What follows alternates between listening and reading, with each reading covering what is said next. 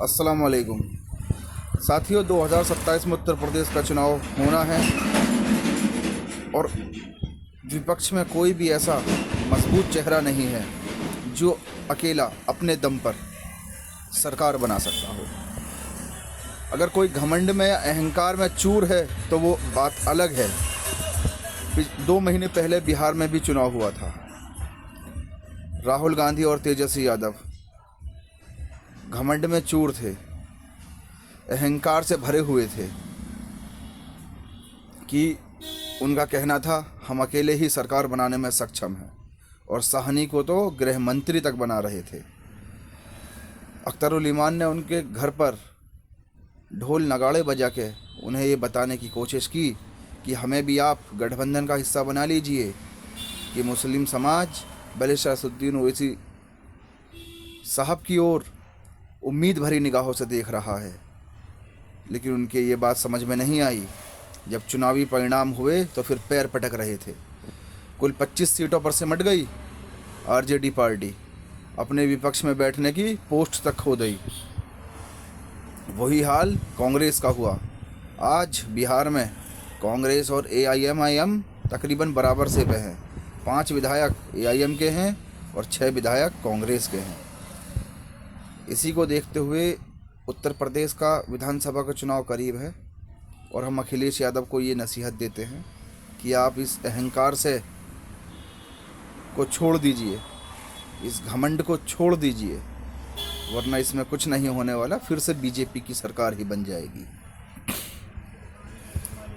अखिलेश यादव, आप जितने बड़े वादे जो डींगे हाँक रहे हो वो हाँकते रहिए, लेकिन स्थिति को समझिए।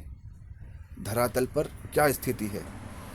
उत्तर प्रदेश में तकरीबन 20% मुसलमान की जनसंख्या है और उनकी जनसंख्या के एतबार से 403 सीटों में तकरीबन 80 सीट मुसलमानों के हिस्से में आती हैं।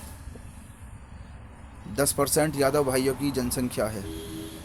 उनकी जनसंख्या के हिसाब से तकरीबन 40 सीट उनके हिस्से में आती हैं। हम अखिलेश यादव से, राहुल गांधी से, बहन कुमारी मायावती से और अन्य दलों से जो विपक्ष में बैठे हुए हैं, उनसे ये आग्रह करते हैं कि आपको सबको एक साथ मिलकर चुनाव लड़ना होगा और बैरिस्टर असदुद्दीन ओवैसी साहब को उस गठबंधन में शामिल करना होगा। सबों की हिस्सेदारी देनी होगी। जिसकी जितनी संख्या बारी उतनी उसकी हिस्सेदारी। ये मान्यवर काशीराम जी के जो ये कथन है, इस पे आपको चलना होगा, क्योंकि उत्तर प्रदेश में 20% मुसलमानों में तकरीबन 60-65 मुसलमान आज ओवैसी की तरफ जा चुका है। ये ज़मीनी हकीकत है, इससे कोई इनकार नहीं कर सकता। जिसने इनकार किया था 2 महीने पहले, उसने अपना हश्र देख लिया कि वो 25 सीटों की पार्टी बन के रह गए और 6 सीटों की पार्टी बन के रह गए। ओवैसी साहब ने केवल बिहार में 24 सीटों पर चुनाव लड़ा था और 5 सीटें जीत ली थी, और इन्होंने तकरीबन 240 सीटों पर चुनाव लड़के कांग्रेस ने और आरजेडी ने मिलकर कुल 30 सीटें जीती। तो अखिलेश यादव जी और यूपी के अन्य विपक्ष के नेता, इन लोगों को सबक लेने की ज़रूरत है बिहार चुनाव से, कि ओवैसी साहब को गठबंधन में शामिल भी करें और जो मुसलमानों की हिस्सेदारी है उनकी जनसंख्या के एतबार से उसको देने का काम करें, और अन्य समाजों को जिनकी जितनी हिस्सेदारी है, जितनी संख्या है, उतनी उन्हें हिस्सेदारी देने का काम करें। तभी आप बीजेपी को हरा पाओगे, वरना कोई ताकत नहीं है। आप अपने बल पे